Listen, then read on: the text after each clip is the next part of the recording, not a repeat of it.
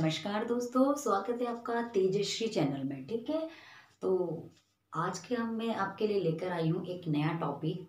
आज हम सीखेंगे समास कि समास किसको कहते हैं, और समास से रिलेटेड आपके जो भी क्वेश्चन होंगे, जो भी प्रश्न होंगे, वो आज इस वीडियो के बाद सारे खत्म होने वाले हैं। तो देखते रहिएगा, वीडियो को लास्ट तक देखिएगा।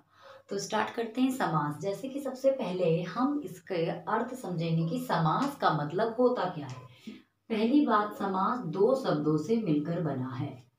दो शब्द कौन कौन से हैं? सम प्लस आस। समास दो शब्दों से मिलकर बना है, सम धन आस। सम का अर्थ होता है पास और आस का अर्थ होता है रखना। तो यानी इसका मतलब क्या हुआ? समास का मतलब हुआ पास रखना। क्या हो गया? पास रखना। यानी वैसे अगर हम समास का अर्थ देखें तो समास का मतलब होता है मेल, योग, कुछ संग्रह। ठीक है, तो समास का मतलब क्या होता है? मेल, योग, संग्रह। और यहाँ इसका हमने क्या मीनिंग निकाला, इनको अलग करके, सम धन आस करके, पास रखना। कोई दो शब्द हैं, दो चीजें, उनको पास रखना यानी मिला के रखना, उनको मेल। समास का अर्थ हमें याद रखना है मेल।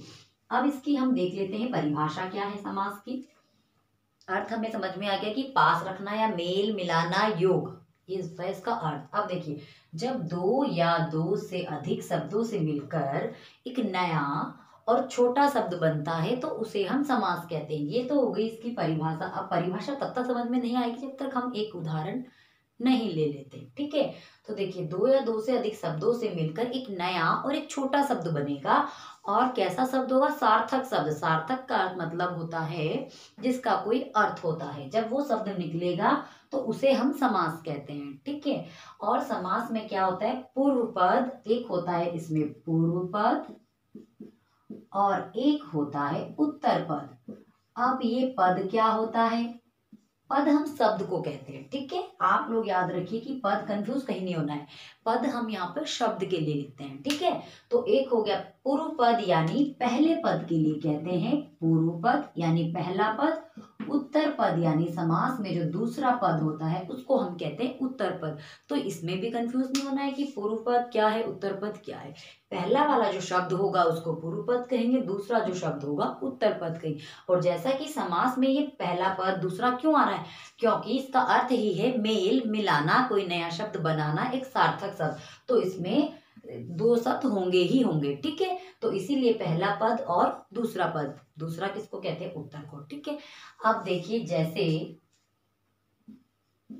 एग्जाम्पल ले लेते हैं, राजा का पुत्र। ठीक है, ये हमारा उदाहरण है, राजा का पुत्र। अब इसका हम समास कैसे लिखेंगे? राजा का पुत्र यानी राजपुत्र। राजपुत्र। अब देखिए, इसमें हमने क्या किया? दो या दो से अधिक शब्दों को मिलाकर एक नया शब्द बनाया है। ये दो शब्द हैं, राजा का पुत्र एक लाइन है। अब राजा और पुत्र, ये दो शब्दों को हमने मिलाया है। इसमें पहला पद क्या है? ये है राज, और दूसरा पद क्या है? पुत्र। ठीक है, पहला पद राज है और दूसरा पद क्या है? पुत्र। इसी को कहते हैं पद यानी शब्द। एक शब्द इसमें राज आया है और एक शब्द इसमें पुत्र आया है। तो ये दो शब्दों से बना है मिलकर, और क्या बनता है? देखिए, यहीं से डेफिनेशन, यानी जब दो शब्दों से, दो या दो से अधिक शब्द, अब इसमें दो है, कहीं कहीं पे दो से अधिक भी हो जाते हैं, तो दो या दो से अधिक शब्दों से मिलकर एक नया, छोटा और सार्थक शब्द बनेगा। याद क्या रखना है? नया, छोटा और सार्थक शब्द। एक चीज और इसमें हम यहाँ पे लिखेंगे, सार्थक। कैसा शब्द बनेगा हमारा? सार्थक शब्द। जब ये नया शब्द बनता है तो इसी को हम कहते हैं समास। तो जैसे मैंने बताया, राजा का पुत्र तो राजपुत्र। इसमें दो शब्द हो गए, पहला पद पूर्व पद, ये है राज, उत्तर पद है इसमें पुत्र। अब एक और देख लें, हाथ के लिए कड़ी। हाथ के लिए कड़ी। देखो, अब हमने क्या लिख दिया उसको? हाथ के लिए कड़ी को हथकड़ी। ठीक है, हाथ के लिए कड़ी यानी हथकड़ी। अब हमने इतनी बड़ी बात को इतना छोटा कर दीजिए, ये हथकड़ी यहाँ लिख देती हूँ, ये देखिए। ठीक है, इतनी बड़ी बात थी कि हाथ के लिए कड़ी। अब हमने जब समास बनाया, इसका समास लिखा, तो क्या कर दिया उसको? हथकड़ी, यानी दो शब्दों को जोड़ दिया। इसमें ये पूर्व पद है और कड़ी क्या है? उत्तर पद है। ठीक है, हथ इसमें क्या है? हथ पूर्व पद है और कड़ी उत्तर पद है तो हाथ के लिए कड़ी, यानी एक चीज हमें याद रखनी है कि इतना बड़ा है, हमें उसको इतना कर देना है। आजकल देखा होगा आप लोगों ने, वीडियो बनाते हैं इतनी बड़ी कंप्रेस करके छोटी कर दी, तो जैसे वो कंप्रेस हुआ ना, वही यहाँ है समास, कि इतने बड़े को भाई हमें इतना छोटा करना है। संक्षेप, समास का एक अर्थ और याद रख सकते हैं, संक्षेप। क्या कहते हैं? संक्षेप, संक्षिप्तीकरण। ठीक है, यानी कम से कम शब्दों से हम ज्यादा से ज्यादा अर्थ निकाल रहे हैं। ठीक है, कम से कम शब्दों में हम अधिक से अधिक अर्थ निकालने की कोशिश करते, तो वहां समास, उसको हम कहते हैं समास, जिसमें हम ऐसी कोशिश करते हैं कि कम से कम हमारे शब्द हों लेकिन अर्थ उसका बहुत ज्यादा होगा। अब ये हथकड़ी छोटा सा शब्द है, लेकिन इसका अर्थ क्या है कि हाथ के लिए कड़ी, कि भाई जो एक कड़ी है किसके लिए? हाथ के लिए। अब इतनी लंबी बात हमें ना कहकर हमने कह दिया हथकड़ी, या राजा का पुत्र हमने ना कहकर हमने कह दिया राजपुत्र। तो समास का अर्थ ही यही है कि हम क्या करते हैं, इसमें शब्दों का क्या हो जाता है? संक्षिप्तीकरण कर दिया जाता है। और समास का प्रयोग हम क्यों करते हैं? दो शब्दों को जोड़ने के लिए। ठीक है, दो शब्दों को याद रखना है आपको कि समास का प्रयोग हमें दो शब्दों को जोड़ने के लिए, दो या दो से अधिक शब्द है उनको जोड़ने के लिए हम समास का यूज करते हैं या इसका प्रयोग करते हैं।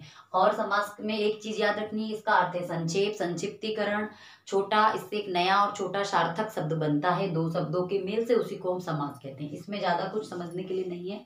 अब देखते हैं, एक दो एग्जाम्पल और देख लेते हैं, उससे अच्छी तरह क्लियर हो जाएगा समास। ठीक है, तो क्या करना है, याद क्या रखना है भाई? कोई बड़ी चीज है, कोई बहुत बड़ी चीज है, उसको हम छोटा कर दे रहे हैं, वही है हमारा समास।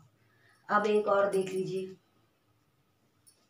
जैसे मैंने लिख लिया नील और कमल। अब इसमें से क्या करते हैं, नील और कमल, इतना लंबा लिखना पड़ रहा है, तो हम इसको छोटा क्या कर देंगे? समास में कैसे लिखेंगे इसको? नील कमल, है ना? क्या लिख दिया हमने? नील कमल। छोटा हो गया ना, इतनी बड़ी बात को हमने इतना कर दिया, कंप्रेस कर दिया, छोटा कर दिया उसको हमने। तो समास का अर्थ ही होता है क्या? योग या जोड़। ठीक है, कम से कम शब्दों में अधिक से अधिक अर्थ निकालना। ठीक है, तो इसका मतलब हमें याद रखना है, समास का अर्थ है पास रखना, जोड़ना, योग, मेल। दो या दो से अधिक शब्दों के मेल को भी समास कहते हैं। ठीक है, छोटी सी डेफिनेशन याद रहेगी सबको। और एक हम कह सकते हैं, जैसे देखिए मेरी बात है, रसोई के लिए घर, हमें इतनी लंबी लाइन लिखनी है, रसोई के लिए घर हमारा वाक्य है। अगर हम इसको समास बना दे, क्यों हम समासिक शब्दों का यूज करते हैं? ये देखिए, रसोई घर हो गया ना, हमने इतनी बड़ी बात ना कहकर छोटी सी बात कह दी, है ना? रसोई के लिए घर यानी रसोई घर। ठीक है, तो समझ में आ रहा है समास किसको कहते हैं? दो शब्दों के मेल को ही हम समास कहते हैं। ठीक है, उत्तर पद, याद इसमें ये रखना है कि पहले पद को हम पूर्व पद कहते हैं। पूर्व मतलब पहला, याद हो जाएगा, और जो बाद का बचेगा उसको उत्तर पद कहेंगे, यानी दूसरा पद। अब देखते हैं कि समास के कितने प्रकार होते हैं। मुख्यतः समास के 6 प्रकार होते हैं। कितने प्रकार होते हैं समास के? 6 प्रकार। कंफ्यूज भी नहीं होना है, 6 प्रकार समास के प्रकार। समास कितने प्रकार के होते हैं? समास 6 प्रकार के होते हैं। ठीक है, ठीक है, कितने प्रकार के होते हैं समास? 6 प्रकार के। अब देखते हैं कौन कौन से। नंबर 1 है अविभावी समास, अव्ययी भाव समास। ठीक है, नंबर 2 तत्पुरुष समास, नंबर 3 कर्मधारय समास। ठीक है, नंबर 4 द्विंद समास। ठीक है, नंबर 5 द्विगु समास, और नंबर 6 है हमारा बहुव्रीहि समास, बहुव्रीहि समास। तो ये समास के 6 प्रकार के हमारे पास समास होते हैं, अविभावी, तत्पुरुष, कर्मधारय, द्विंद, द्विगु और बहुव्रीहि। इनको जितना आपको लग रहा होगा कि देखने में हमें कैसे समझ पाएंगे, इसके लिए मैं आप लोगों को ट्रिक भी बताऊंगी। उसके लिए आपको वीडियो फुल देखनी है कि हमने किस तरह से इनको हम याद रख सकते हैं, और कैसे कौन कौन से वो समास हैं कि जिसमें अविभाज्य का मतलब क्या है, तत्पुरुष क्या है, कर्मधारय या द्वंद्व दो, एक एक करके अब हम इनको पढ़ेंगे कि 1 बाय 1 क्या इसके अंदर है। और इसको पढ़ने के बाद आपका कोई भी कॉम्पिटिटिव एग्जाम है आप उसको भी क्लियर कर सकते हैं। समाज से रिलेटेड आपके जो भी क्वेश्चन होते हैं, जो भी प्रॉब्लम होती है, इस वीडियो को देखने के बाद वो सब आपके क्लियर होने वाले हैं, लेकिन उसके लिए आपको वीडियो को पूरा लास्ट तक देखना है। तो आगे स्टार्ट करते हैं हम इनको एक एक करके। सबसे पहले हम पढ़ेंगे अविभाव समास। पहला हमारा है नंबर 1 अव्ययी भाव समास। जैसे कि हमें इसके नाम से ही पता चल रहा है अव्यय, तो अब यहाँ पे अव्यय का अर्थ निकालना है। अव्यय का मतलब होता है जो व्यय ना हो, व्यय ना हो, या व्यय का मतलब क्या होता है समझते हैं ना, खर्च ना हो। इसमें खर्च का यहाँ से मतलब हम समझेंगे कि जिसमें कोई परिवर्तन ना हो, ठीक है, जो व्यय ना हो, यानी कि हमें क्या समझना है, जिन शब्दों में लिंग वचन काल के अनुसार कोई परिवर्तन नहीं होता है उनको हम कहते हैं अविकारी शब्द, ठीक है। अविकारी शब्द यहाँ पे हमें याद रखना है कि अव्यय का मतलब किससे लगाया जा रहा है कि इसमें क्या है, अविकारी शब्द होते हैं। अविभावी समास में क्या होते हैं, अविकारी शब्द होते हैं। अव्यय का मतलब होता है जो व्यय ना हो, और व्यय ना हो का मतलब हमें लगाना है, यहाँ से हमें ये सीखना है कि जिन शब्दों में लिंग काल वचन के अनुसार कोई परिवर्तन नहीं आता है, वो सारी सिचुएशन में, हर स्थिति में वो एक ही अपने मूल रूप में रहते हैं, उन शब्दों को विकारी शब्द कहते हैं। अब लिंग काल के अनुसार, यानी लिंग कुछ भी हो, स्त्रीलिंग हो पुल्लिंग हो, समय भूतकाल हो, वर्तमान काल हो, भविष्य काल हो, या वचन बहुवचन में हो, एक वचन में हो, किसी में भी हो, इन शब्दों में कोई परिवर्तन नहीं होगा। ये शब्द कहलाते हैं अविकारी शब्द, ठीक है। जैसे हो गया जब, ठीक है, तब, अब, किंतु, है ना, ये हो गया हमारा अरे, हे, ये इस तरह के शब्द जिनमें कोई परिवर्तन नहीं होता है, किसके अनुसार, काल, लिंग और वचन के अनुसार, उनको हम कहते हैं अविकारी शब्द। जैसे समुच्चय बोधक शब्द हो गए हमारे, विस्मयादि बोधक हो गए कि अरे, हे, है ना, तो वो सब हमारे अविकारी शब्द हैं। और विकारी शब्द हम किनको कहते हैं, जिसमें इनके अनुसार परिवर्तन हो जाता है। जैसे संज्ञा हो गया, नाम है किसी का, सर्वनाम है। अब नाम में, सर्वनाम में कैसा, मैं, हमें, मुझको, यहाँ परिवर्तन हो रहा है ना, कहीं पे मैं आ रहा है, कहीं पे मुझको आ रहा है, कहीं पे हमको आ रहा है। तो ये जब बहुवचन के अनुसार, अब मैं एक वचन के लिए मैं, और बहुवचन होंगे तो हमको, ठीक है। तो इस तरह से जब परिवर्तन होता है तो वो कहलाते हैं हमारे विकारी शब्द। और अविकारी शब्द यानी जिनमें कोई परिवर्तन नहीं होता है, ठीक है, समय के अनुसार या लिंग के अनुसार, वचन के अनुसार, जिनमें कोई परिवर्तन नहीं होता है, ठीक है। तो आप देखिए अविभाव समास वो होंगे, इसका मीनिंग से हमें समझ में आ जाएगा अब, है ना, कि इसमें क्या होते हैं, जो अविकारी शब्द होते हैं वो होते हैं जिस सामासिक पद का पूर्व पद प्रधान होता है। पूर्व पद का मतलब मैंने बताया था कि पहला पद इसमें प्रधान होता है। तो यहाँ से हम इसको समझेंगे, इसकी डेफिनेशन को, ठीक है। देखिए हमारे पास एक थे अविभावी समास है, एक यथाशक्ति। तो इसमें हमने बोला कि पूर्व पद प्रधान। अब प्रधान का मतलब क्या हुआ, प्रधान यानी पहले वाले पद की वैल्यू ज्यादा होगी। हम इसको ऐसे याद रखेंगे, अगर हम प्रधान से हम याद नहीं रख सकते तो हम कहेंगे कि पहले वाले पद की वैल्यू ज्यादा है दूसरे की अपेक्षा, ठीक है। तो इसमें पहला पद प्रधान हो गया, ये रहा हमारा पहला पद, और ये दूसरा, ठीक है। इसको हम कहते हैं पूर्व पद और इसको उत्तर पद। तो पहला वाला पद हमारे इसकी वैल्यू ज्यादा है, इसी के मिलने से क्या हो रहा है, देखो यथाशक्ति, एक शब्द है शक्ति, अब यथा ये पहला वाला इसके साथ मिला तो समस्त पद हमारा अव्यय हो गया। अव्यय का मतलब वही कि इसमें कोई परिवर्तन नहीं होगा। अब यथाशक्ति का अर्थ होता है शक्ति के अनुसार। अब देखिए समास का अर्थ ही है संक्षिप्तीकरण करना, यानी संक्षेप। तो यथाशक्ति, शक्ति के अनुसार इतना बड़ा लिखा है, अब इसने क्या किया, समास ने शक्ति के अनुसार को कर दिया यथाशक्ति छोटा, ठीक है। ऐसे ये यथा कर्म, यानी कर्म के अनुसार, आजन्म, जन्म से लेकर, इतनी बड़ी बात को इतना छोटा सा कर रहा है, ठीक है। अकारण, बिना कारण के, प्रतिदिन यानी प्रत्येक दिन। तो अब देखिए इसमें आप लोगों ने देखा होगा यथा, आ, अ, प्रति, ये सब क्या है, उपसर्ग हैं। ये सब क्या है, उपसर्ग। तो यहाँ से इसको याद करना बहुत ही आसान हो जाता है कि जो भी उपसर्ग वाले हमारे समास होगा वो कौन सा होगा, अव्ययी भाव समास। यानी उपसर्ग जहां भी आएंगे हम उससे पहचान लेंगे कि अव्ययी भाव समास उपसर्ग वाला, जिसमें भी उपसर्ग लगा होगा वो हमारा कहलाएगा अव्ययी भाव समास, ठीक है। और पहली दूसरी चीज इसमें याद रखनी है, पहला तो उपसर्ग से याद रखेंगे इसको, और देखो डेफिनेशन जो है, कोई भी एग्जाम अगर हमारा होता है, कॉम्पिटिटिव एग्जाम की अगर हम तैयारी कर रहे हैं तो डेफिनेशन तो कहीं भी नहीं आती है, ठीक है। हमें सिर्फ याद रखनी होती है ट्रिक कि हमें कहाँ से कैसे इसको पहचानेंगे। तो इसकी है अव्ययी भाव को याद रखने के लिए उपसर्ग आप लोग याद रखेंगे कि उपसर्ग वाला जितना भी होगा हमारे समास वो सब आएंगे अव्ययी भाव समास में, ठीक है। और इसमें अगर कहीं पूछ लिया जाता है तो ये कि अव्ययी भाव में कौन सा पद प्रधान होता है, तो पहला पद इसमें प्रधान होता है। अब याद रखेंगे ये पहला ही समास है और इसमें पहला ही पद प्रधान है, यानी वैल्यू पहले ही पद की है, तो इस ज्यादा दिक्कत यहाँ पे भी नहीं होगी। अब देखते हैं हम नंबर 2 हम पढ़ेंगे कर्मधारय समास, ठीक है। अभी वहां मैंने लिखा था तत्पुरुष समास, लेकिन तत्पुरुष समास थोड़ा हमारा बहुत ज्यादा उसमें लंबा है, तो उसको भी हम करेंगे, उसके लिए एक अलग से मैं वीडियो डालूंगी ताकि वो आपको आसानी से समझ में आ जाए। तो अब हम यहाँ देखते हैं कर्मधारय समास। देखिए कर्मधारय समास भी कोई ज्यादा हार्ड नहीं है, बहुत ईजी है। जिस समास में पहला पद विशेषण और दूसरा पद विशेष हो, याद रखने वाली बात है, पहला पद विशेषण और दूसरा विशेष। अब विशेषण क्या होता है? विशेषण यानी जो शब्द संज्ञा या सर्वनाम की विशेषता बताते हैं, कोई गुण क्वालिटी भाव बताते हैं, उसको हम कहते हैं विशेषण। और विशेष्य हम कहते हैं जिसकी विशेषता बताई जाती है।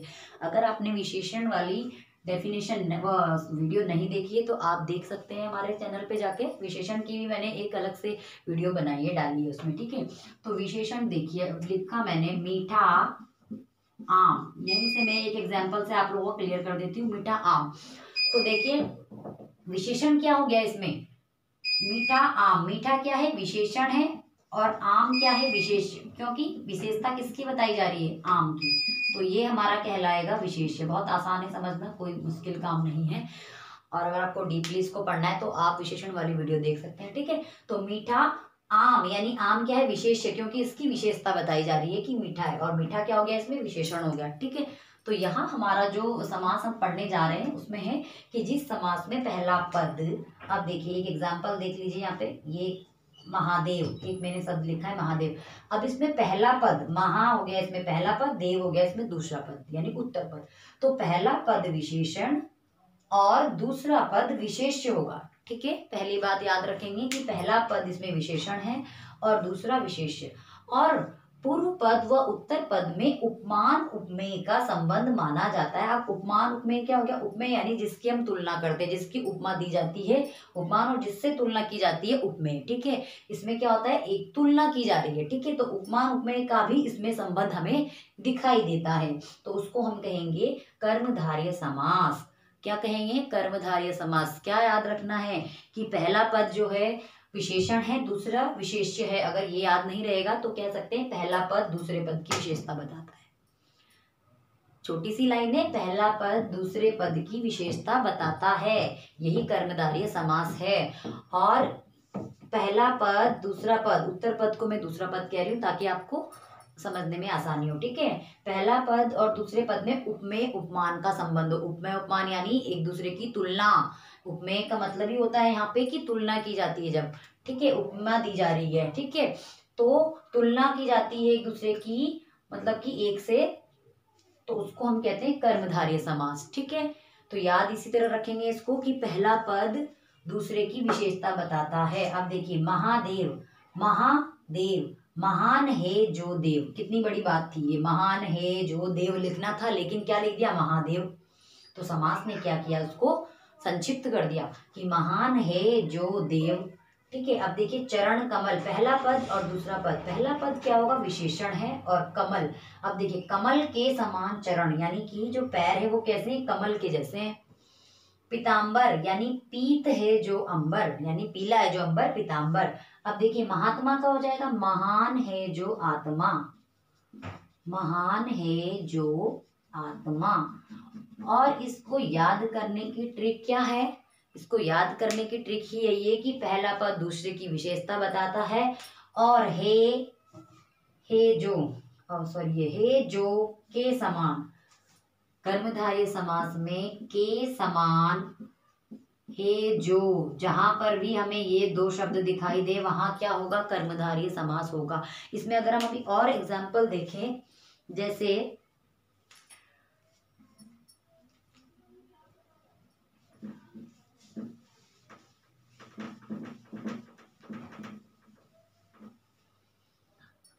एग्जाम्पल है हमारे पास पुत्र रत्न। अब देखिए पुत्र रत्न समास है। अब इसमें पूछा है कौन सा समास है, इसमें पुत्र रत्न हमें दे दिया है क्वेश्चन कि इसमें कौन सा समास है। तो अब देखिए पुत्र रत्न का क्या होगा। पहला पद हमें पहचानना है, पहला पद और दूसरा पद। पहला पद क्या कर रहा है, विशेषता बता रहा है दूसरे पद की, यानी रत्न के समान पुत्र। पुत्र कैसा है, रत्न के समान है। रत्न किसको कहते हैं, हीरे को कहते हैं ना रत्न।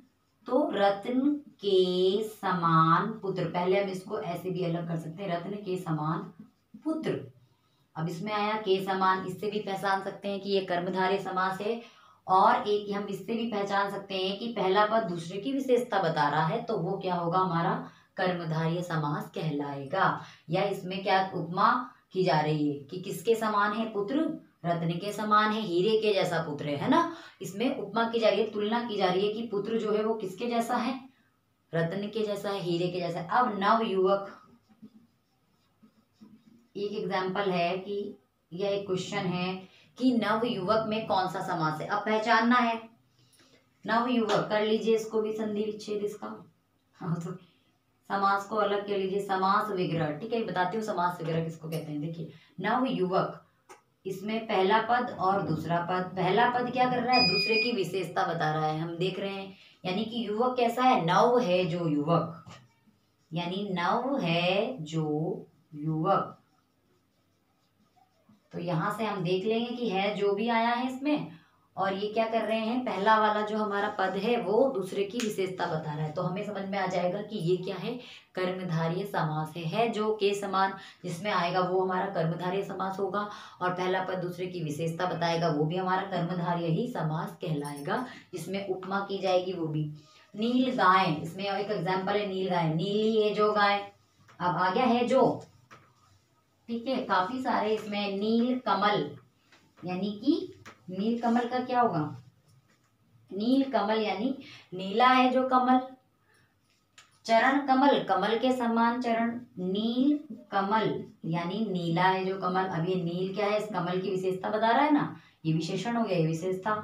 नील है जो कमल। तो समास बहुत आसान है, एक बार इनको समझना है और ट्रिक के साथ इनको पढ़ते समय ध्यान रखना है। हे जो आ गया इसमें, हे जो, तो ये हो गया कर्मधारय समास। हे जो के समान जैसे शब्द इसमें दिखाई दे तो वो होगा हमारा कर्मधारय। अब देखिए ये समास विग्रह किसको कहते हैं। समास विग्रह ये देखिए यहाँ दिख रहा है ना, यथाशक्ति, शक्ति के अनुसार हमने इसको ऐसे अलग कर दिया, तो ये हमारा कहलाएगा समास विग्रह, यानी अलग अलग करना। ठीक है, अब हम आगे बढ़ते हैं। अविभाव कर्मधारय हमारा हो गया, इसमें और आपको कोई दिक्कत नहीं होगी। अविभाव में याद रखना है उपसर्ग होते हैं। कर्मधारय में मैंने बता दिया कि एक शब्द जो है पहला वाला दूसरे की विशेषता बताता है। अब हम आगे बढ़ते हैं। देखिए हमारा अगला कि तत्पुरुष समास किसको कहते हैं, ये क्या होता है। तो देखिए तत्पुरुष समास यानी वह समास जिसका दूसरा पद प्रधान होता है। इसमें याद रखना अविभावी पद में मैंने आपको समास में बताया था, उसमें पहला पद प्रधान होता है। ठीक है, और कर्मधारय समास जिसमें क्या होता है, विशेषण, पहला पद जो है विशेषण होता है, दूसरा पद विशेष्य होता है, और पहला जो होता है दूसरे की विशेषता बताता है। ठीक है, तो तत्पुरुष समास में हम देखेंगे इसमें दूसरा पद प्रधान होता है। क्या होता है, दूसरा पद प्रधान होता है। जब हम इसको बनाते हैं तत्पुरुष समास को, जब हम बनाएंगे तो जो दो हमारे पद होंगे उनके बीच में जो कारक होगा उसका यहाँ लोप हो जाएगा। लोप होने का मतलब वो कारक गायब हो जाएगा। ठीक है, कैसे देखते हैं इसको। हमारे पास समास है माखन चोर।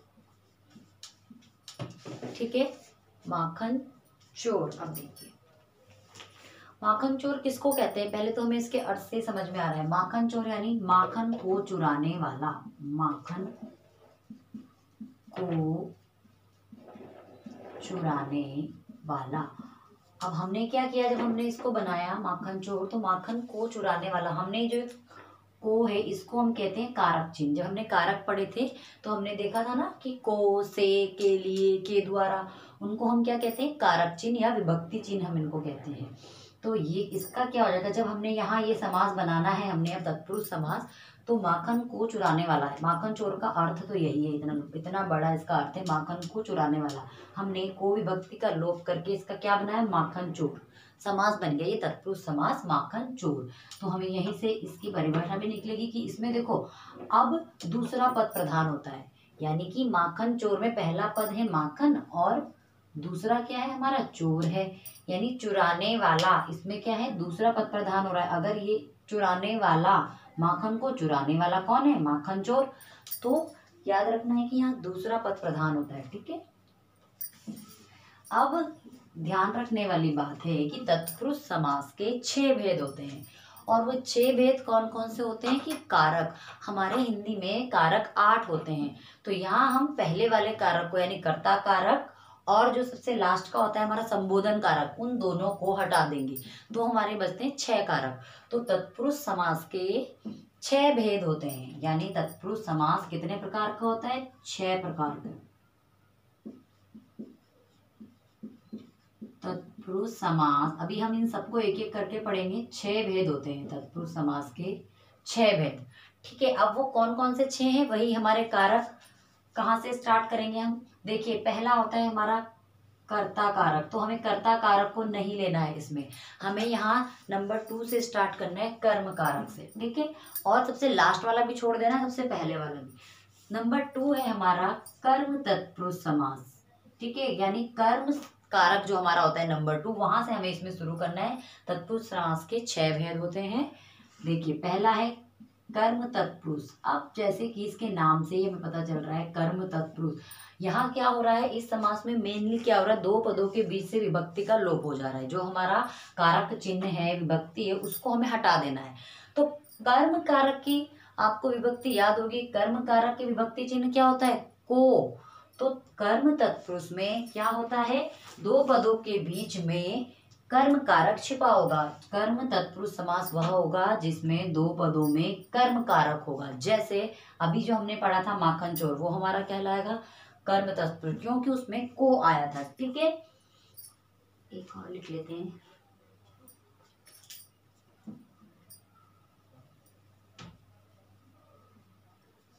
छह भेद नंबर 1 है ये। ठीक है, अब देखिए कैसे,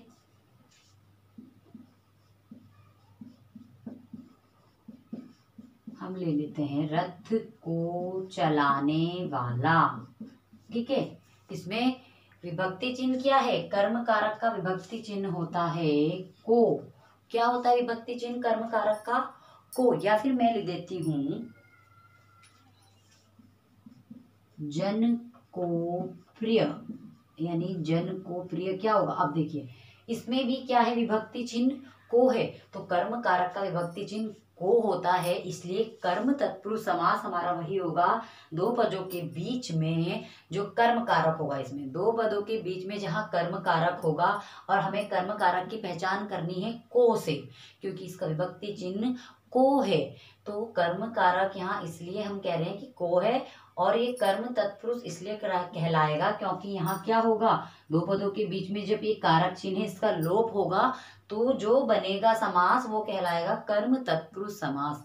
कैसे, देखिए रथ को चलाने वाला कौन होता है, रथ को चलाने वाला बताइए, रथ चालक। कौन होता है, रथ चालक। तो रथ चालक जो हमारा शब्द है, ये कैसा बना हमारा समास, कर्म तत्पुरुष समास। या जन प्रिय, जन को प्रिय, वो क्या हो जाएगा, जन प्रिय। अब हमने क्या किया, इसमें से को विभक्ति को हटा दिया, क्योंकि तत्पुरुष समास की जो परिभाषा है हमें कहती है कि इसमें दूसरा पद जो होता है वो क्या होता है, दूसरा पद प्रधान होता है। यानी प्रधान का मतलब मैंने बताया था, वैल्यू किसकी होगी, दूसरे पद की वैल्यू होगी, और 2 पदों के बीच में कारक चिन्ह का लोप हो जाएगा, तो वहां हमारा होगा कर्म तत्पुरुष समास। ठीक है, अब देखिए को विभक्ति चिन्ह हमारा हट गया, और हमें मिला है कि रथ चालक यानी चलाने वाला।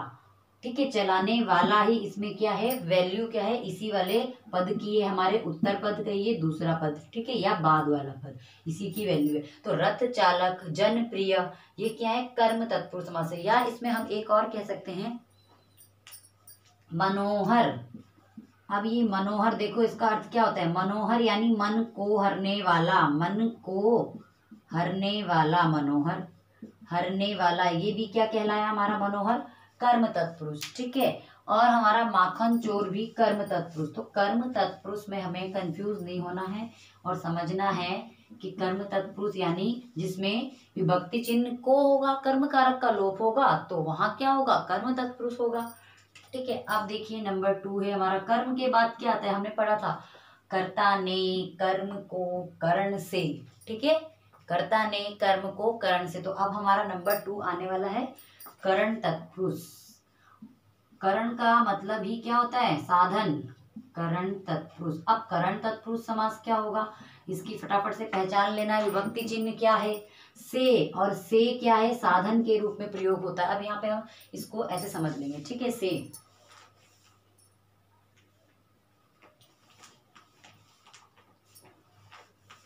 देखिए जैसे है करण तत्पुरुष की पहचान होती है हमें, या इसका विभक्ति चिन्ह कहेंगे हम, से है।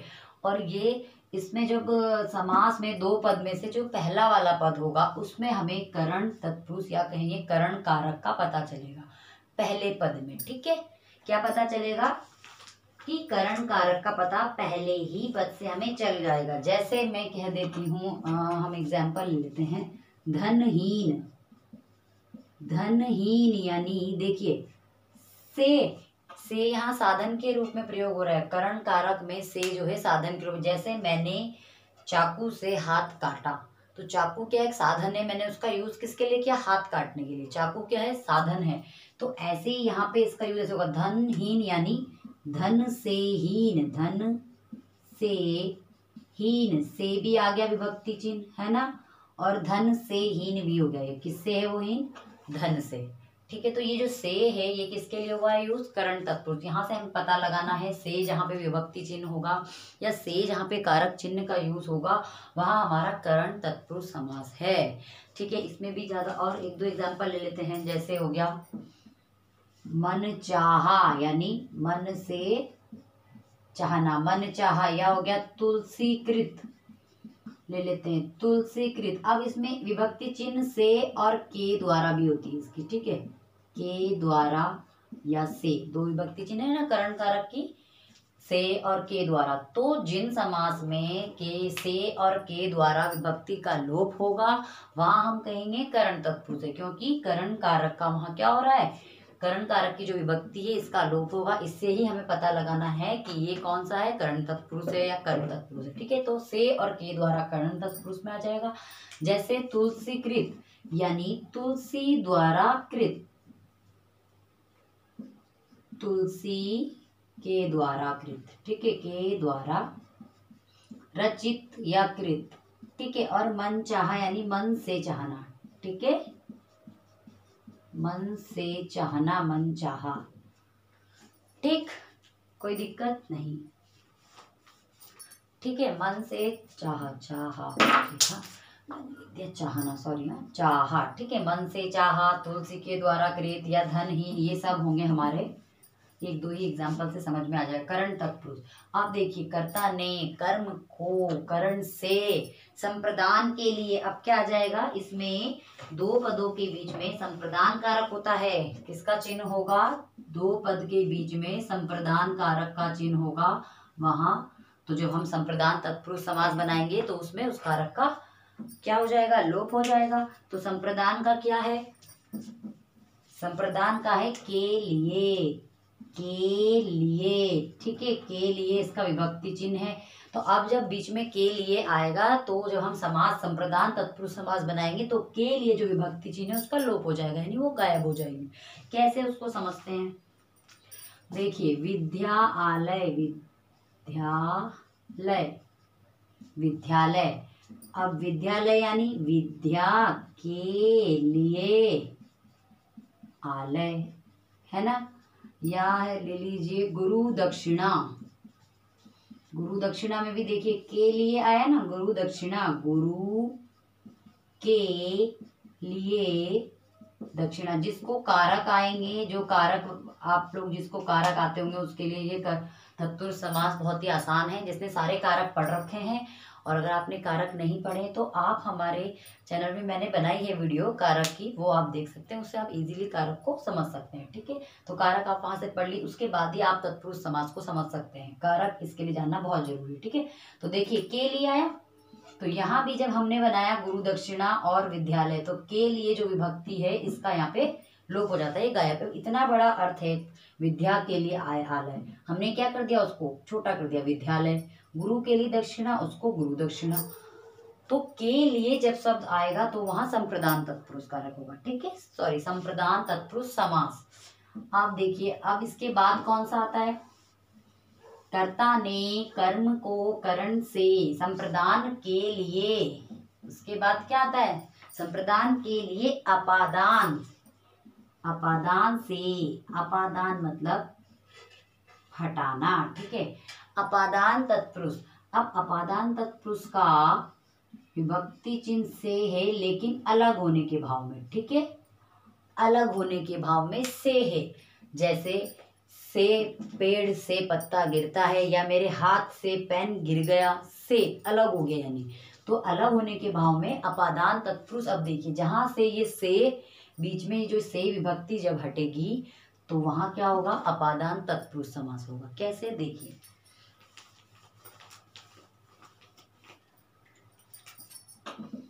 एग्जाम्पल देख लीजिए, नेत्रहीन, ठीक है, या पाप मुक्त। अब नेत्रहीन में कैसे, देखिए नेत्र से हीन, नेत्र से हीन, ठीक है, वो क्या है, हीन है किससे, नेत्र से, अलग हो रहा है ना, अलग होने के भाव। पाप से मुक्त, किससे मुक्त हो गया, वो पाप से, अलग हो रहा है ना, पाप से मुक्त यानी अलग होने के भाव में। और ले लीजिए जन्म रोगी, यानी जन्म से रोगी, जन्म से रोगी है तो इससे क्या बनेगा, जन्म रोगी, है ना। और देख लीजिए गुणहीन, गुण से हीन, गुण भी नहीं है, ठीक है, अलग होने के भाव में जहां पे भी होगा वहां अपादान तत्पुरुष। और देख लीजिए जल से हीन, क्या होगा, जलहीन, ठीक है। तो सब में क्या है, से और से। तो जब हम इन से को दो पदों के बीच में जो ये से अपादान कारक चिन्ह है, इसका जब हम लोप करेंगे या इसको गायब करेंगे तो क्या बनेगा हमारा, ये देखिए नेत्रहीन, ठीक है, पाप मुक्त लिखा है यहाँ पे मैंने, जन्म से रोगी, जन्म रोगी यानी जन्म से रोगी, गुणहीन, ठीक है, गुणहीन, ये हो गया जलहीन। तो इन सब में क्या है, तत्पुरुष समास, और कौन सा, अपादान तत्पुरुष समास, ठीक है। अब इसके बाद आ जाता है, बहुत सारे एग्जाम्पल होते हैं हमारे करने के लिए, लेकिन हमें सिर्फ ये ध्यान रखना है कि से किसके लिए यूज हो रहा है, के लिए, से, ठीक है। अब देखिए नंबर 5 है हमारा, नंबर 5 चल रहा है। नंबर 5 कौन सा है, आ गया, कर्ता ने कर्म को करण से संप्रदान के लिए अपादान से संबंध का के की, ठीक है। अब कौन सा कारक है, संबंध का के की, तो यहाँ पे हो जाएगा संबंध तत्पुरुष, संबंध तत्पुरुष, इसकी विभक्ति है का के की, ठीक है, ये विभक्ति चिन्ह ये है, हमें इससे पहचानना है का के की। अब देखिए कैसे, जैसे संबंध होना बहुत जरूरी है इसमें, संबंध कारक यानी इनका क्या होगा, आपस में ही संबंध बताएगा। जैसे हो गया राजा का पुत्र, ठीक है, अब राजा का पुत्र है यानी कि इसमें संबंध बता रहा है ना, ये का क्या है, इनमें संबंध बता रहा है कि राजा का पुत्र। और देखिए गंगा का जल, या कह लीजिए एक और हो जाएगा जल की धारा, देखिए एक दूसरे का संबंध बता रहे हैं। गंगा का जल यानी क्या हो जाएगा, गंगा जल, ठीक है। तो गंगा जल क्या है, संबंध कारक, और सॉरी संबंध तत्पुरुष समास। राजा का पुत्र, राजपुत्र, जल की धारा यानी जलधारा, ठीक है। ये हमारे क्या हो गए, संबंध तत्पुरुष समास। यहाँ क्या हुआ, का की, का इन वाली विभक्ति का लोप हो रहा है, तो वहां हमारा हो जाएगा संबंध तत्पुरुष समास, ठीक है। अब देख लीजिए इसके बाद क्या आता है, संबंध के बाद कर्ता ने कर्म को करण से संप्रदान के लिए अपादान से संबंध का के की। अब आता है अधिकरण में पर, अधिकरण तत्पुरुष समास। अधिकरण का कारक चिन्ह है हमारा में और पर। में और पर। में और पर। अब देखिए इसमें क्या होता है, दो पदों के बीच में अधिकरण कारक छिपा होता है। यहाँ पे अधिकरण कारक छुपा रहेगा। हम जो ये बनाएंगे तत्पुरुष समास, उसके अंदर क्या होगा, अधिकरण कारक कारक छिपा रहेगा। जब हम समास बनाएंगे तो वो विभक्ति का लोप हो जाए। कैसे, देखिए जैसे एक शब्द है मेरे पास कार्य कुशल, यानी कार्य कुशल में क्या है छिपा हुआ, में या पर, कार्य में कुशल। ठीक है, कार्य में कुशल, तो में आ गया ना, तो इससे हमने इसको पहचान लिया कि ये क्या है, अधिकरण तत्पुरुष समास है। कार्य में कुशल भी बहुत सी हो सकते हैं। अब एक और देखिए, पुरुषों में उत्तम, क्या हो जाएगा, पुरुषों में उत्तम, पुरुषोत्तम। ठीक है, पुरुषों में उत्तम, पुरुष उत्तम। या हम कह सकते हैं गृह प्रवेश, घर में प्रवेश, है ना, गृह प्रवेश, ये क्या है, अधिकरण तत्पुरुष है। कैसे, गृह प्रवेश कैसे हो गया, गृह में प्रवेश। देखिए गृह में प्रवेश, यानी इतनी बड़ी बात को हमने छोटा कर दिया, यहाँ भी इतनी बड़ी बात को छोटा, तो में जहाँ पे आएगा वहां क्या होगा, अधिकरण तत्पुरुष समास। ठीक है, या पर वाला भी देख लीजिए, हम एक दो पर वाले भी देख लेते हैं। जैसे हम कहते हैं आप बीती, आप बीती, यानी आप पर बीती। ठीक है, आप पर बीती। ठीक, या हम कह लेते हैं कि आत्मविश्वास, आत्मविश्वास, इसमें भी क्या छिपा हुआ है, विभक्ति चिन्ह में। कैसे, आत्मा, पर, आत्मा पर विश्वास। ठीक है, तो ये हमारे सारे जिसमें भी विभक्ति, यानी याद करना कितना आसान है कि तत्पुरुष समास कौन सा होगा, जिसमें क्या होंगे, विभक्ति चिन्ह छुपे होंगे, वो सारा हमारा तत्पुरुष समास होगा। जिसमें कारक चिन्हों का लोप होगा वो सब तत्पुरुष समास होगा। ठीक है, अब हम देख लेते हैं अपना नंबर 4, द्विगु समास। अब हम पढ़ते हैं कि द्विगु समास किसको कहते हैं, द्विगु समास। ठीक है, नंबर 4 है हमारा द्विगु समास। देखिए समास में आपको ज्यादा दिक्कत नहीं आएगी। सबसे पहले याद क्या रखना है हमें कि जो समास है वो क्या कर रहा है, इतनी बड़ी चीज को, बड़े अर्थ को छोटे, यानी कम से कम शब्दों में ज्यादा से ज्यादा हमें अर्थ बता रहे हैं। और जो ये अलग अलग मैं पढ़ा रही हूँ आपको, वो इसलिए कि आप जब आपको पता होगा कि इसके अंदर है क्या चीज, तभी आप एक एक को समझ पाओगे, या आगे आप इनको समझना आपके लिए आसान होगा कि कौन सा। जैसे हम पेपर में तो एक छोटा सा वर्ड दे दिया जाता है हमें, जैसे हमें बता दिया कि देशभक्ति, अब भाई इसमें कौन सा समास है, तो हमें पहचानना है देश के लिए, भक्ति के लिए, अच्छा के लिए तो विभक्ति चिन्ह है, कारक चिन्ह है, ये तो भाई तत्पुरुष समास हो गया, है ना। या हमें दिया प्रतिदिन, तो हमें पहचानना है कि प्रति क्या है, प्रति तो भाई एक ये तो अविभावी समास है ना, इसमें क्या है, उपसर्ग लगा है प्रति, तो अविभाव समास। या जैसे कर्मधारय समास है तो हमें दे दिया नील कमल, यानी कमल कैसा है, नील के समान कमल, तो हमें पहचानना है उसको। तो ये हम जब एक एक की डेफिनेशन और उसको एग्जाम्पल से समझेंगे तभी हमारा क्लियर होगा कि हम समास को पहचानने में हमें सुविधा होगी। ठीक है, तो अब हम स्टार्ट करते हैं अपना द्विगु समास को कहते हैं द्विगु। द्वि यानी यहाँ से याद रखना है इसको, संख्या आ रही है, द्वि यानी दो को कहते हैं ना द्वि, तो दो यानी ये संख्या है। अब देखिए, वह समास जिसका पहला पद संख्यावाचक होता है और समस्त पद किसी समूह के बारे में बताते हैं। इसमें कुछ भी नहीं है, बहुत सबसे आसान है। ठीक है, पहला पद संख्यावाचक। अब यहाँ ध्यान से देखिएगा, इसको समझिए, नवरत्न, यहाँ पे मैंने लिखा नवरत्न, दो पद हैं, पहला पद यानी पूर्व पद नव और उत्तर पद है हमारा रत्न। ठीक है, अब ये देखिए पहला पद संख्यावाचक है, नौ का मतलब क्या होता है, नौ होता है ना, नौ यानी 9 नंबर, ये नंबर है। संख्यावाचक यानी पहला जो इसमें पद होगा वो नंबर वाला होगा। ठीक है, और समस्त पद, ये जो पूरा पद है नवरत्न, ये क्या है, किसी समूह के बारे में बताएगा। ठीक है, किसी ग्रुप को, किसी समाहार के बारे में बताएगा। अब देखिए नवरत्न, नौ का मतलब 9 और रत्न का मतलब सब जानते हैं हीरा, यानी रत्न का मतलब होता है हीरा। तो इसको हम कैसे लिखेंगे, नौ रत्नों का समूह, अब नवरत्न, हमें एक शब्द है हमारे पास नवरत्न, ये पूरा समस्त पद, इससे हमें समझ में आ रहा है नवरत्न यानी कि पूरे समूह की बात हो रही है। तो हम लिखेंगे नौ रत्नों का समूह।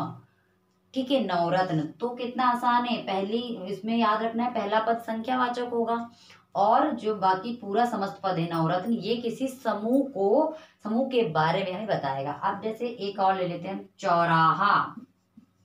चौराहा, अब चौ से हमें क्या पता चल रहा है कि चार की बात हो रही है ना। चौ से हमें पता चल रहा है कि चार की बात कर रहा है, चार। अब राहा,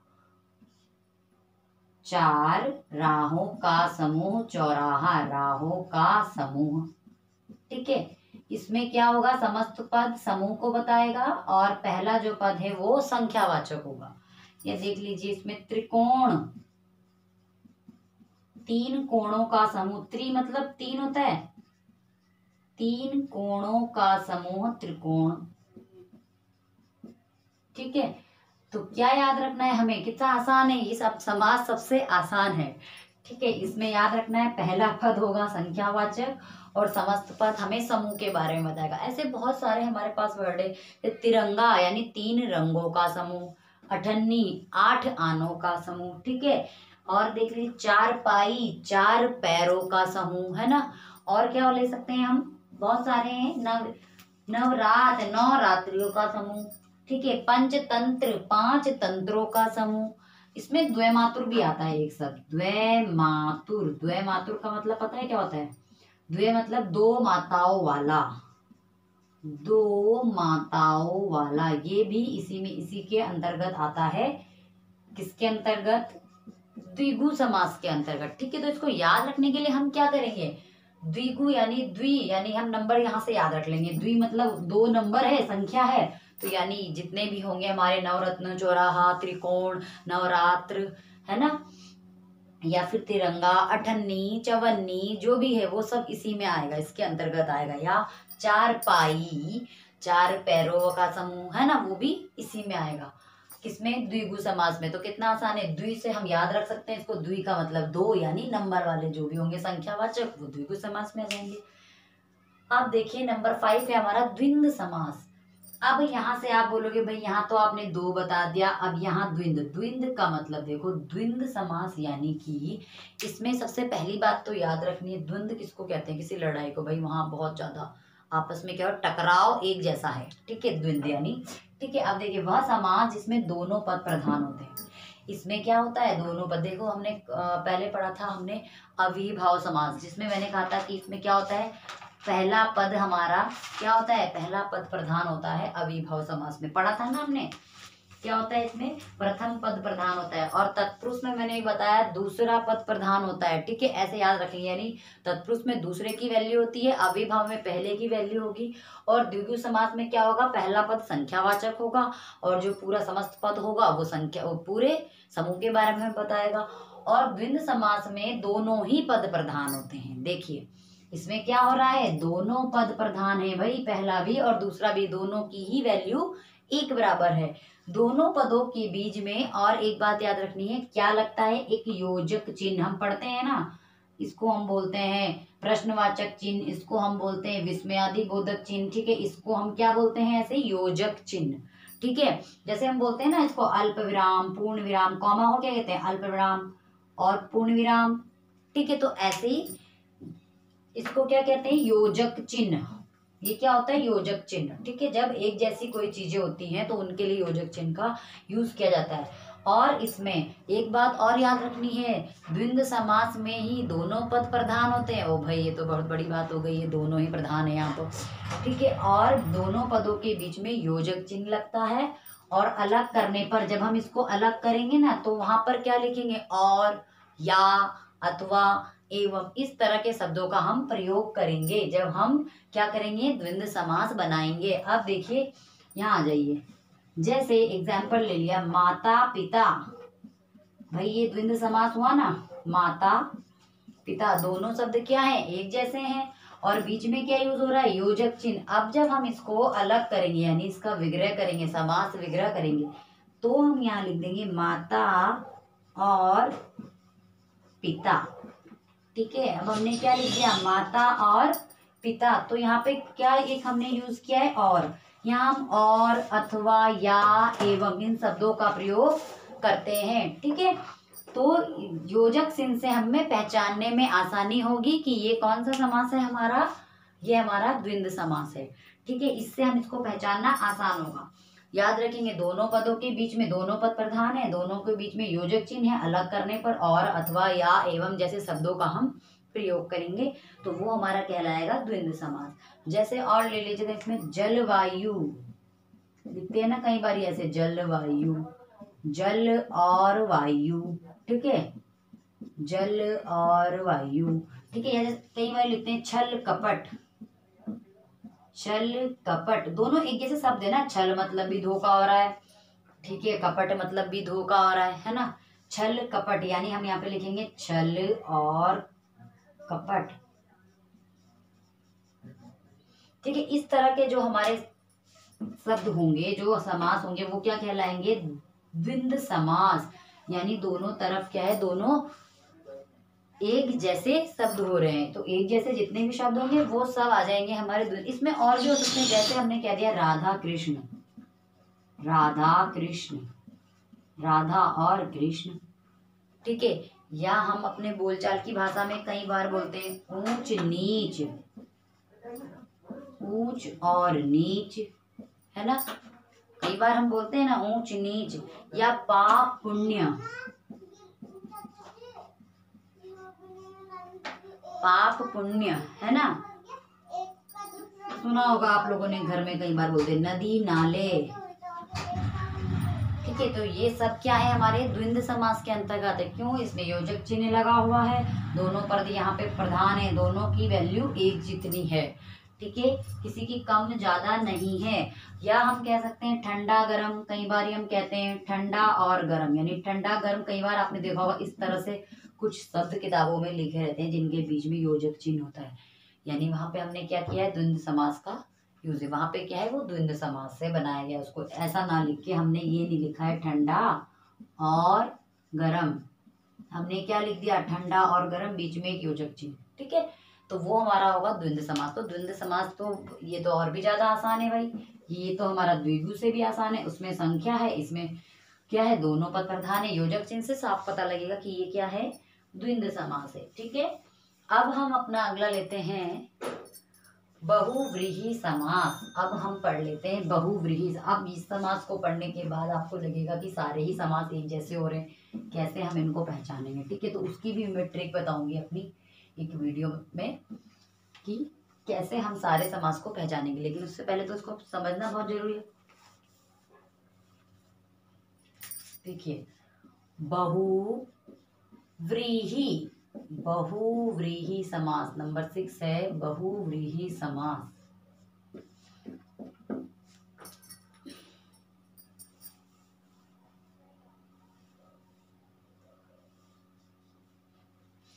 देखिए, सबसे पहले इसकी डेफिनेशन लिख देते हैं। वह समास जिसके दोनों पदों में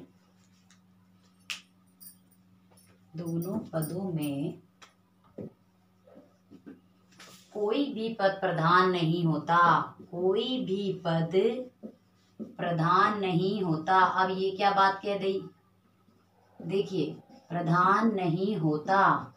अब ऐसा भी क्या समास होगा जब दोनों ही पद प्रधान नहीं होंगे, तो क्या होगा, देखिए, वह समास जिसके दोनों पदों में कोई भी पद प्रधान नहीं होता है और दोनों पद मिलकर, अब ये और दोनों पद मिलकर तीसरा पद बनाते हैं। अब देखिए, इसको भी हम एक एग्जाम्पल से समझेंगे। दोनों पद मिलकर किसी तीसरे पद को बनाते हैं। ठीक है, किसी तीसरे पद की ओर संकेत करते हैं। अब ध्यान रखेंगे, यहाँ संकेत, ये यहाँ पे बहुत ही इंपॉर्टेंट है, जरूरी है।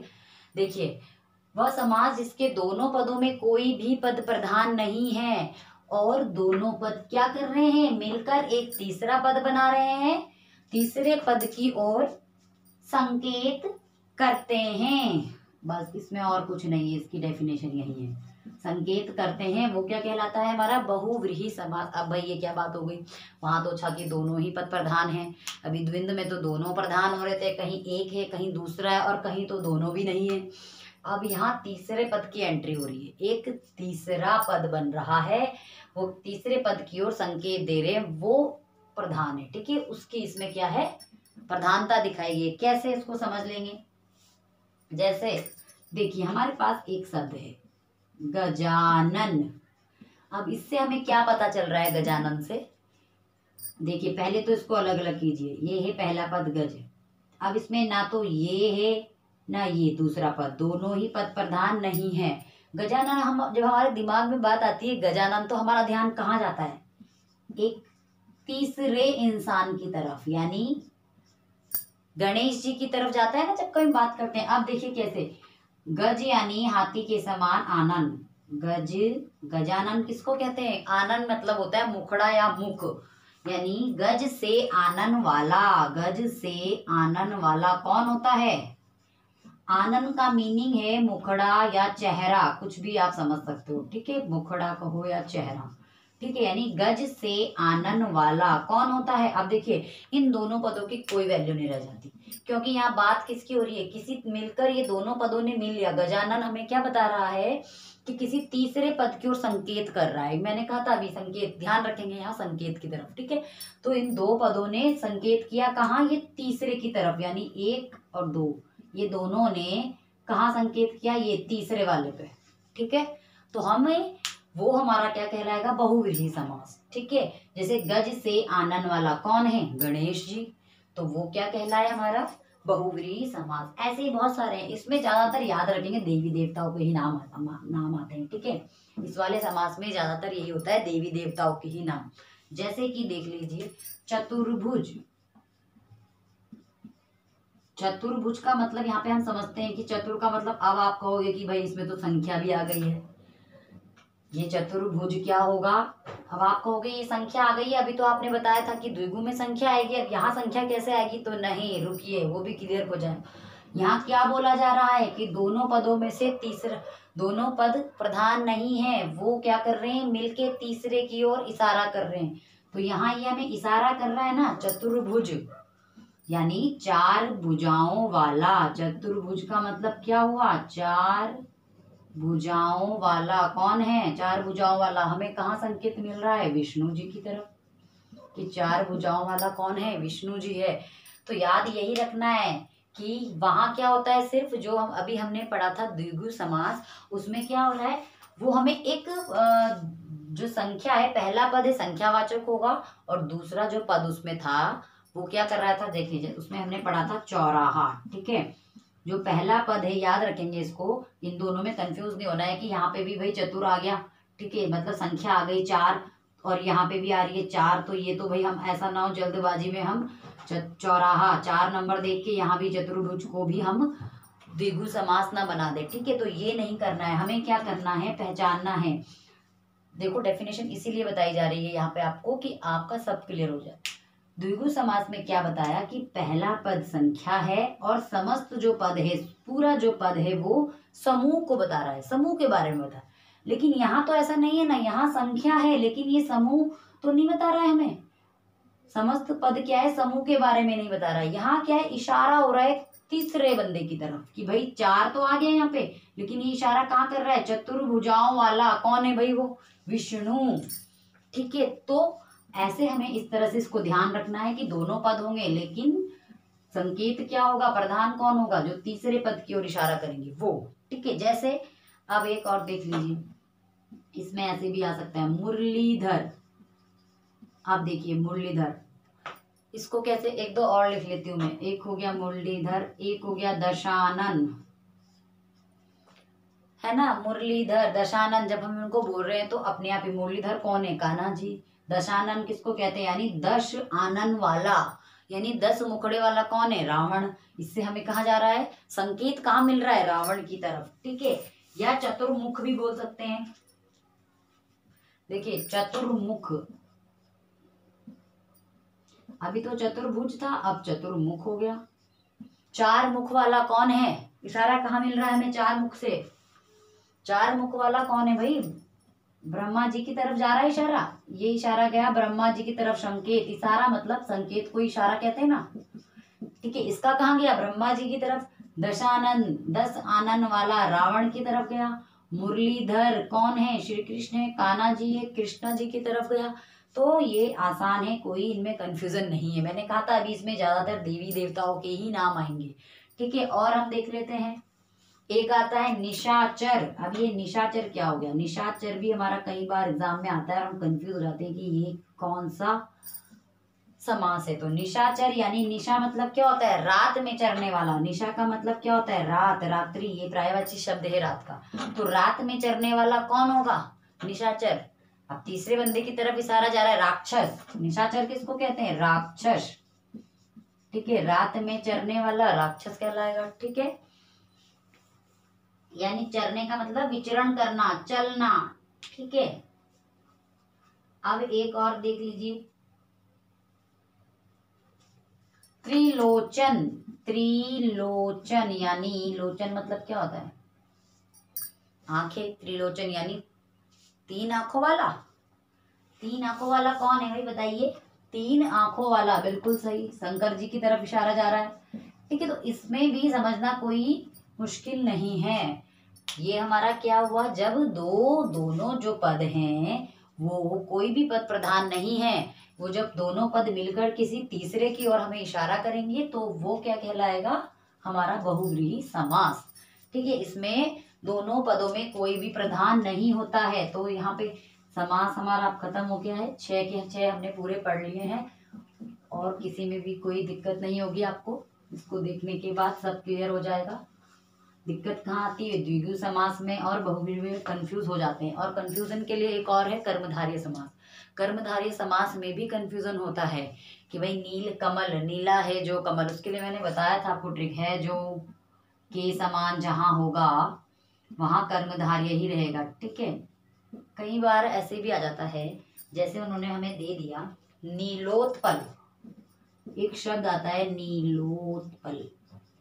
अब देखो इसमें क्या है? उत्पल किसको कहते हैं? कमल का पर्यायवाची है ना। उत्पल क्या है? कमल का पर्यायवाची है। तो नीलोत्पल यानी कि नीला है जो उत्पल, यानी कि जो कमल कैसा है? नीला है जो कमल। तो इसको क्या करना है? कर्मधारय समास। ठीक है, ये क्या कहलाएगा? कर्मधारय। काफी सारी चीजें होती हैं कर्म। अब जैसे एक आता है, और क्या हो जाएगा? सज्जन। सज्जन में भी बहुत कंफ्यूजन है। सत है जो जन, बस यहीं से बना लीजिए ना। सत है जो जन, है जो कर्मधारय समास है। सज्जन भी क्या कहलाएगा? कर्मधारय समास। ठीक है, तो काफी सारे ऐसी चीजें हैं जो हमें क्या करना है, इनको पहले अलग करना है। सज्जन है तो उसको पढ़ना है, उसका मीनिंग निकालना है, उसका अर्थ निकालना है कि क्या बन रहा है, कैसे होगा, कौन सा समास होगा। ठीक है, तो ये जब पूरे सब एक के बाद एक आप लोग समझोगे, देखोगे, तो आपका सब क्लियर हो जाएगा। ठीक है, धन्यवाद।